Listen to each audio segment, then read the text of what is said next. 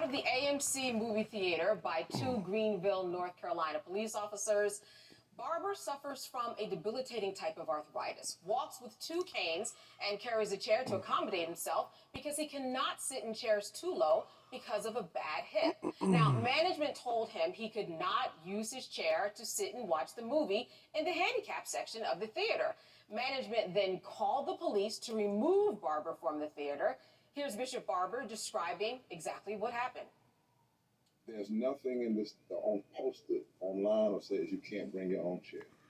Inside the theater, they have spaces like for handicappers, for whole spaces. Sometimes they've had me sit up against the wall. But two little managers in there decide today, the day after they put the Lord out of the inn, that this chair and me there's no room for it. What bothers me about it is I'm okay. But what if somebody poor? What if somebody less unfortunate than myself, struggled to get here? It's painful for me to walk in there.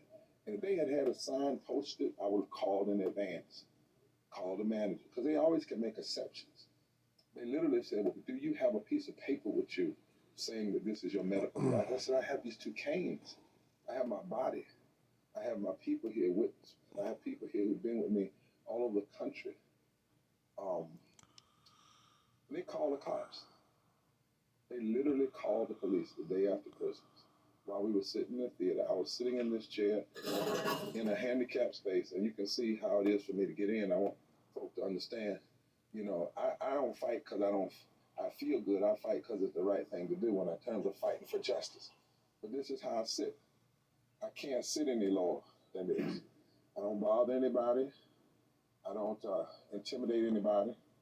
It's just sitting. You can tell I have to lean because this hip is bad, so I can't, So, and exceptions are made all the time. What do you think that this says for the education around people with restrictions? Yeah, it says we're not going far enough. It says that people want to say, even to disabled folks, you have to be disabled like this. In other words, you got to be able to sit in a wheelchair like we describe it in our rules that we can't produce, or you can't come in. And we're not going to tell you that in advance.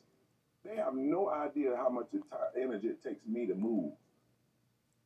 I have ankylosing spondylitis, one of the worst forms of arthritis there is. And I move and go because I'm on heavy pain medicines and whatnot. And I don't make any excuses about that. But I'm taking this chair in the hospital. In a hospital where they really have to be concerned about fair housing. And they've never said to me in the hospital, you can't come in here with your chair. I've taken it in restaurants, movie theaters. I've taken it in the largest pulpits in this nation. I preach sitting in this chair. I've flown it overseas.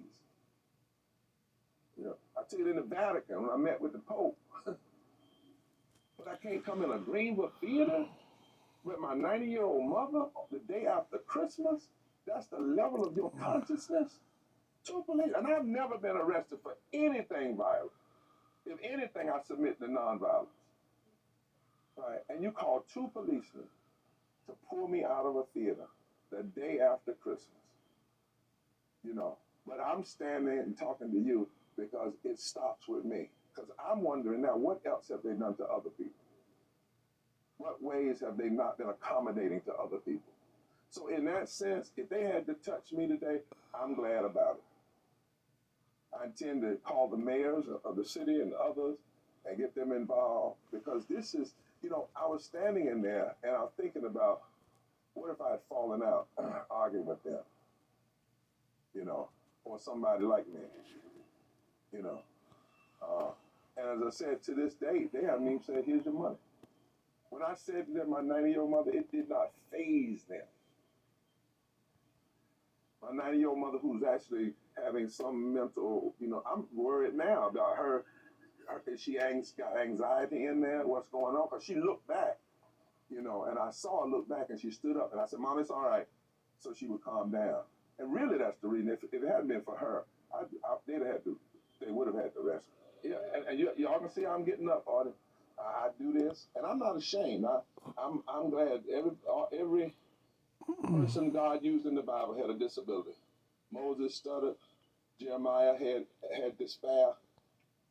You know, Jesus was born outside.